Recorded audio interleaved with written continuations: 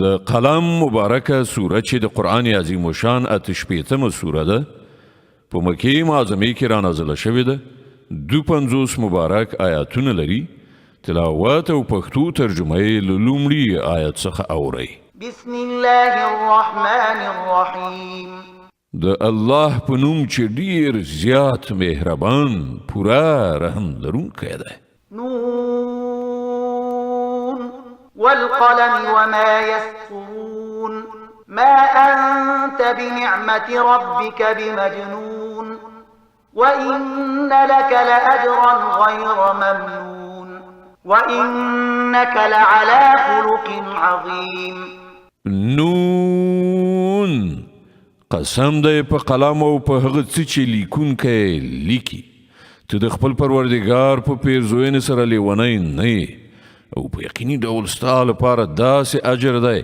چې د هغه لړۍ هیڅکله پای ته رسیدونکې نه ده او بېشکه ته د لوړو اخلاقو مرتبه لرې فستبصر ويبصرون بأيكم المفتون ډېر ژر به ته هم وګورې او هغوی به هم وګوري چې له تاسې نه څوک په لیونتوب اخته دی إن ربك هو أعلم بمن ضل عن سبيله وهو أعلم بالمهتدين ستا پروردگار هغه خلق هم پیژني چې د هغه له لارې نه بېلارې شوي دي او همغه هغه کسان هم ښه پیژني چې پر سمه لاره دي فلا تطع المكذبين نو له دې کبله ته هېڅکله د دغو دروغجن ګڼونکو تر اغېزې لاندې مه راځه ودوا لو تدهن فيدهنون دوی غواړي چې که ته یو څه نرم شي نو دوی به هم نرمي وکړي ولا تطع كل حلاف مهين هماز مشاء بنميم مناع للخير معتد أثيم عتل بعد ذلك زنيم أن كان ذا مال وبنين هېڅکله د یو داسې چا تر اغېزې لاندې مه راځه چې زیات قسم خور او بې اعتباره دی پیغورونه ورکوي خبرې وړي راوړي د نیکۍ منع کوونکی دی په ظلم او زیاتي کې له حده تېرېدونکی دی سخت بد عمله دی دلازاره دی او د دې ټولو عیبونو تر څنګه بدذاته دی په دې اساس چې هغه د ډېرې شتمنۍ او اولادونو خاوند دی إذا تتلى عليه آياتنا قال أساطير الأولين کله چې هغه ته زموږ آیاتونه اورول کیږي نو وایي چې دا خو د پخوانیو وختونو افسانې دي سنسمه على الخرطوم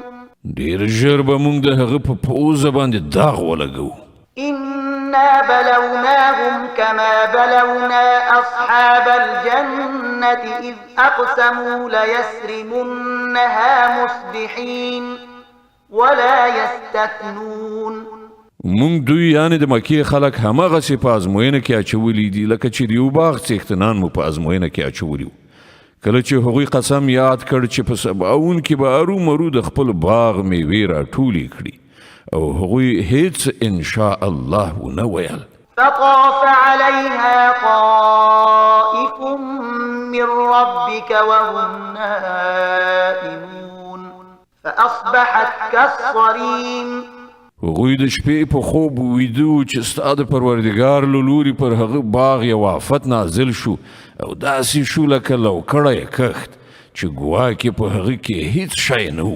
فتنادوا مصبحين أن اغدوا على حرثكم إن كنتم صارمين په سباوون کې هغوی یو بل ته سره نارې کړې چې که د میوې ټولونکي یاست نو د سهار په توره خړه کې د خپل کښت خواته ورشئ فانطلقوا وهم يتخافتون ألا يدخلنها اليوم عليكم مسكين وغدوا على حرد قادرين نو خوځېدل او پټ پټې سره ویل چې نن به په باغ کې تاسې ته هیڅ یو بېوزلی را نه شي هغوی د څه نه ورکولو د تصمیم په نیولو سره سهار په توره خړه هلته داسې په بیړه بیړه ورغلل چې تا به ویل هغوی د میوې په ټولولو برلاسي دي فلما رأوها قالوا إنا لضالون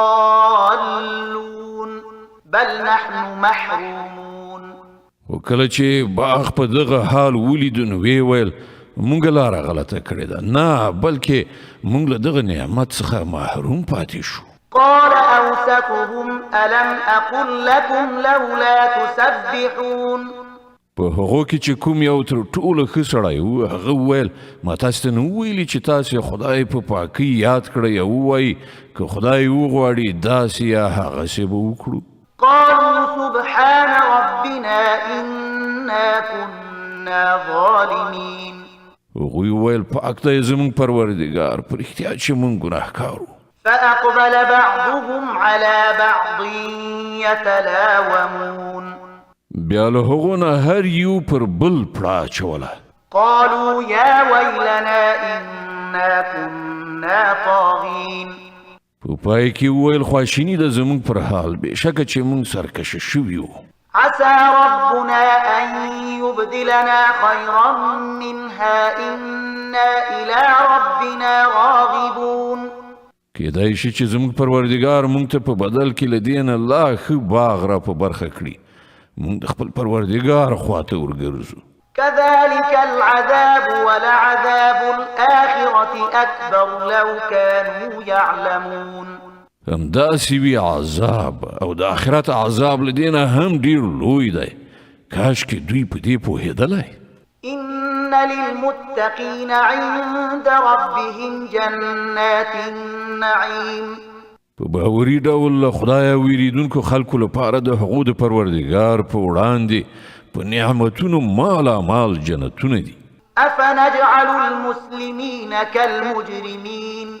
آیا موږ به د امر منونکو حال د مجرمانو په څیر کړو؟ ما لكم كيف تحكمون.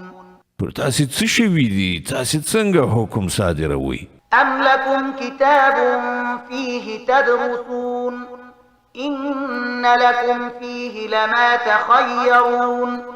آیا له تاسې سره کوم کتاب شته چې په هغه کې تاسې لولئ چې ستاسې لپاره ارومرو هلته همغسې څه دي چې تاسې د ځان لپاره خوښوئ؟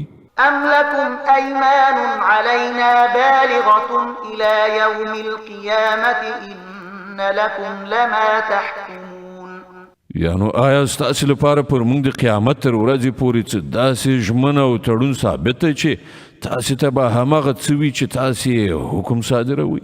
سلهم أيهم بذلك زعيم.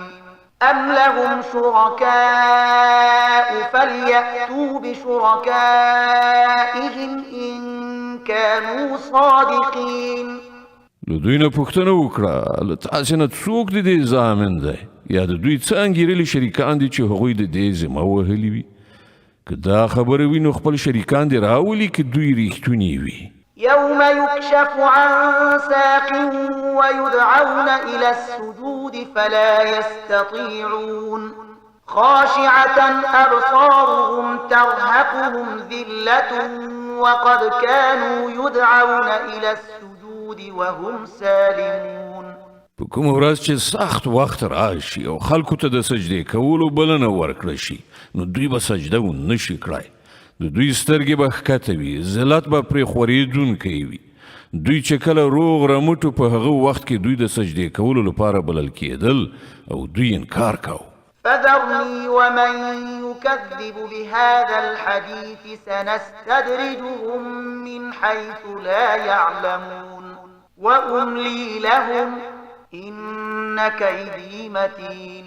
نو ای پیغمبره ته د دې کلام د دروغ ګڼونکو موضوع ماته پرېږده. موږ به په داسې توګه دوی په کراره د تباهۍ خواته بوځو چې دوی خبره هم نه وي. زه دوی ته مهلت ورکوم. زما تدبیر ډیر قوي دی. أم تسألهم أجرا فهم من مغرم مثقلون. ته له دوی نه څه اجر غواړې چې دوی د جریمې د درانه پیټي تر فشار لاندې کیږي؟ أم عندهم الغيب فهم يكتبون. آیا له دوی سره د غیب اسرار دي چې دوی هغه لیکي؟ فاصبر لحكم ربك ولا تكن كصاحب الحوت إذ نادى وهو مكظوم. نو د خپل پروردګار د پرېکړې تر صادرېدو پورې صبر وکړه او د کب د خاوند یعنی یونس غوندې مه کېږه کله چې هغه دعا کړې وه او هغه له غمه ډک شوی و. لولا أن تداركه نعمة من ربه لنبذ بالعراء وهو مذموم. که د هغه د پروردګار مهرباني ورباندې نه وای شوي نو هغه به ملامت په سپیرو ډاکې غورځول شوی وای. فاجتباه ربه فجعله من الصالحين.